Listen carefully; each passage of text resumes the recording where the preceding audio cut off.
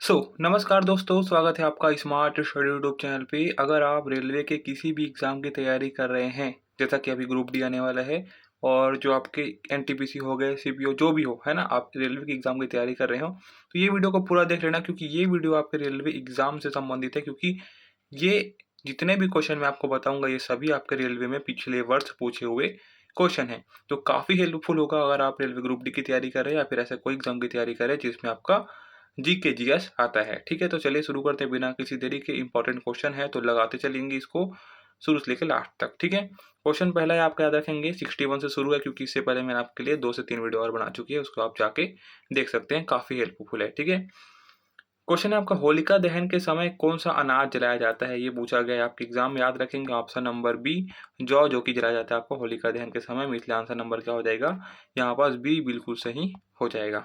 ठीक है, क्लियर है यहाँ तक? चलिए, एक क्वेश्चन है आपका, श्रीलंका में कौन सी जनजाति पाई जाती है? बताइए। इंपॉर्टेंट क्वेश्चन है, आपके एग्जाम में पूछा जाता है बार बार कि श्रीलंका में कौन सी जनजाति पाई जाती है। तो इसका जो कि आंसर है वो हो जाएगा आपका सिंहली। क्या? सिंहली जनजाति पाई जाती है। ऑप्शन नंबर ए यहाँ पास राइट आंसर हो जाएगा। ठीक है, क्लियर है आपका? यहाँ पर श्रीलंका में कौन सी जनजाति पाई जाती है पूछेगा तो क्या बोलेंगे? सिंहली। ओके, चलिए, अगला क्वेश्चन है आपका, भारत का सर्वाधिक चावल उत्पादक राज्य कौन सा है? सबसे सिंपल आंसर है, क्या होगा बताइए? भारत का सबसे ज्यादा चावल उत्पादक राज्य कौन सा है? तो याद रखेंगे पश्चिम बंगाल। ठीक है, पश्चिम बंगाल जो कि है सबसे ज्यादा चावल उत्पादक राज्य है। यहाँ पर ऑप्शन के हिसाब से पश्चिम बंगाल आपका बिल्कुल सही हो जाएगा। ठीक है, अगले क्वेश्चन पे चलिए। अगला क्वेश्चन क्या पूछा है यहाँ पास, भारत में सर्वाधिक क्या लिखा है यहाँ पर? स्वर्ण उत्पादन करने वाला राज्य। तो इसका जो कि सिंपल सा आंसर है हो जाएगा आपका ऑप्शन नंबर बी, कर्नाटक। ठीक है, क्या होगा? Option number b, Karnataka. चलिए, अगला क्वेश्चन दोस्तों, ये जितने भी क्वेश्चन मैं बता रहा हूँ आपको, ये सभी आपके रेलवे के एग्जाम में पूछे गए हैं। तो आप बिल्कुल तरीके से इसको देखिए, आपके लिए सफिशियंट रहेगा। ठीक है, ग्राम पंचायत कौन सा कार्य नहीं करती है? प्राथमिक विद्यालय की देखभाल करना, मत्स्य पालन, संपत्ति कर का निर्माण या फिर ग्रामीण विकास पर्यवेक्षण। तो ये करती है, ये करती है, ये करती है, लेकिन ये नहीं करती है संपत्ति कर। कौन करते हैं भाई? कौन करते हैं? सरकार द्वारा किया जाता है, राजस्व विभाग से। इसलिए ऑप्शन नंबर सी यहाँ पर बिल्कुल सही हो जाएगा क्योंकि हमें पूछा क्या गया है, नहीं पूछा गया है। ठीक है, अगला क्वेश्चन क्या है बताइए इसका आंसर, ग्रामीण क्षेत्र में छोटे छोटे विवादों का निपटारा कौन करता है? इतना इजी क्वेश्चन बताइए। यहाँ पास जिलाधीश होगा क्या? नहीं होगा। जिला पदाधिकारी होगा क्या? नहीं होगा। जिला अध्यक्ष होगा क्या? नहीं होगा। तो बच क्या गया ये?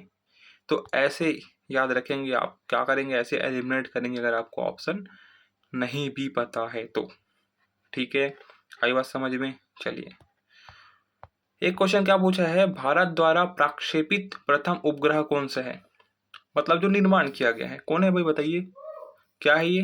तो ये आपका आर्यभट्ट। आर्यभट्ट जो कि है भारत द्वारा प्रक्षेपित क्या है, जो बनाया गया है, कृत्रिम बोल सकते हैं इसको। ठीक, ऑप्शन नंबर बी इसका राइट आंसर हो जाएगा। इंपॉर्टेंट क्वेश्चन है, पूछा जाता है आपके एग्जाम में। ठीक है, चलिए, अगला क्वेश्चन में बताइए क्या है इसका आंसर, निम्न में से कौन सा विशालतम रेगिस्तान है? तो जब भी हमें सबसे विशाल बोलेगा, बड़ा बोलेगा, तो याद में रखेंगे कौन सा? कौन सा? सहारा। सहारा क्या? सहारा। ठीक है, सहारा मरुस्थल हम जो कि क्या है, सबसे बड़ा है, विशालतम है, इसको हम याद में रखेंगे। ऑप्शन नंबर ए के साथ सही बैठेगा। ठीक है, ये क्वेश्चन दोस्तों बहुत इंपॉर्टेंट है आपके एग्जाम के लिए, तो एक बार इसको देख लीजिए, उसके बाद आपको समस्या नहीं होगी। सेंट्रल रेलवे का कार्यालय कहाँ है बताइए? अब बताइए, ये क्वेश्चन आपके लिए इंपॉर्टेंट नहीं है? बताइए मुझे। तो इसका जो कि आंसर है वो हो जाएगा आपका मुंबई में। कहाँ है? मुंबई में। सेंट्रल रेलवे बोलेगा तो क्या बोलेंगे? मुंबई बोलेंगे। Option number c 100% right answer हो जाएगा। अगला क्वेश्चन पे चलते हैं, बताइए इसका क्या होगा आंसर, भारतीय सेना के सर्वोच्च कमांडर कौन है?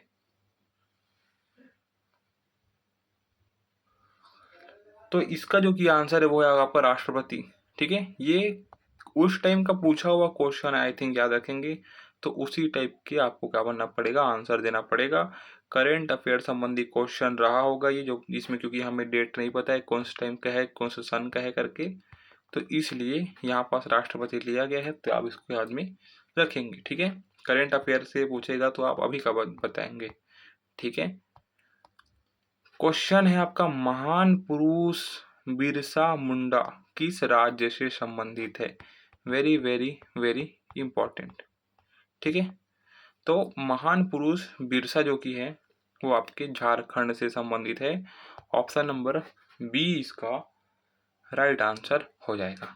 ठीक है, अगला क्वेश्चन क्या है, भाखड़ा नागल बांध परियोजना किस राज्य में स्थित है? वेरी वेरी इंपॉर्टेंट क्वेश्चन, कई बार पूछा गया आपके आरआरबी की एग्जाम में।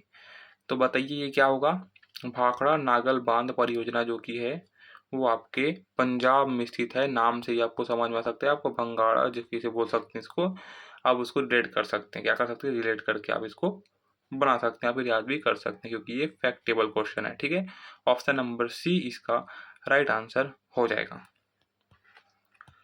अगला क्वेश्चन पे चलते हैं। क्वेश्चन नंबर 73 पूछा गया है आपका, भारत में रबड़ का उत्पादन किस राज्य में सर्वाधिक होता है? सबसे इंपॉर्टेंट क्वेश्चन पूछा गया है, बार बार मैं पूछा गया है, बता रहा हूँ आपको, इसलिए बता रहा हूँ, इसको अच्छे से करिएगा। Option number c Kerala.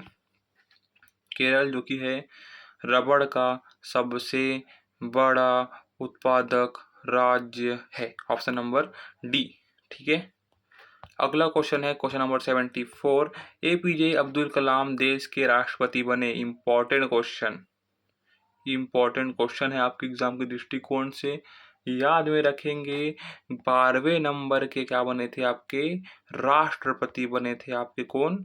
APJ Abdul Kalam. तो याद में रखेंगे ऑप्शन नंबर सी यहाँ पास सही हो जाएगा। और देख लेना, इनमें से जितने भी क्वेश्चन करा रहा हूँ आपको पक्का पूछे जाएंगे, इसमें से आप देख लेना।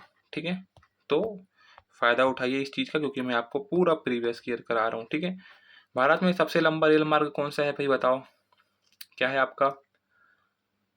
तो बताइए सबसे लंबा क्या हो जाएगा आपको? सिंपल से इसका आंसर उत्तर रेलवे। उत्तर रेलवे जो कि सबसे लंबा है, सबसे लंबा है उत्तर रेलवे का। ठीक है, यहाँ से यहाँ तक का आप याद में रख सकते हैं। ठीक है, चलो अगला क्वेश्चन बताइए, इसका क्या होगा आंसर? चना किस फसल के अंतर्गत आता है?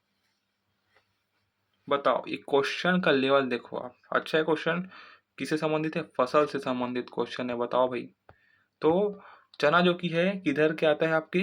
तो आएगा आपका ऑप्शन नंबर ए, दलहन से संबंधित है।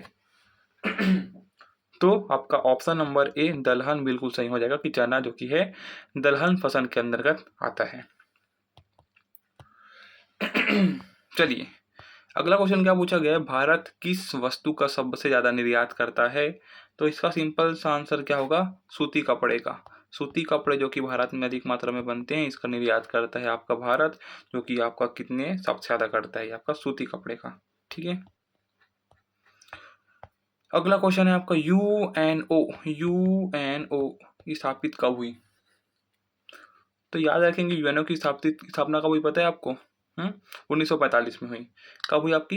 1945 में हुई। कब हुई आपकी? 1945 में हुई, याद रखेंगे। ठीक है, मैं आपको रटवा देता हूँ इस चीज ले बोल रहा हूँ, क्योंकि ये फैक्टेबल क्वेश्चन आपको याद रखना पड़ेगा कि यूएनओ की स्थापना कब हुई बोलेंगे तो 1945 में बोलेंगे। यूएनओ की स्थापना कब हुई बोलेंगे तो 1945 बोलेंगे। ऑप्शन नंबर ए जो कि है यहाँ पर सही आंसर हो जाएगा। ठीक है, अगला क्वेश्चन देखते हैं, दादा साहब फाल्के पुरस्कार। इंपॉर्टेंट है, वेरी वेरी वेरी लिख सकते हैं आप इसको। तो दादा साहेब फाल्के पुरस्कार से सम्मानित प्रथम व्यक्ति कौन थे?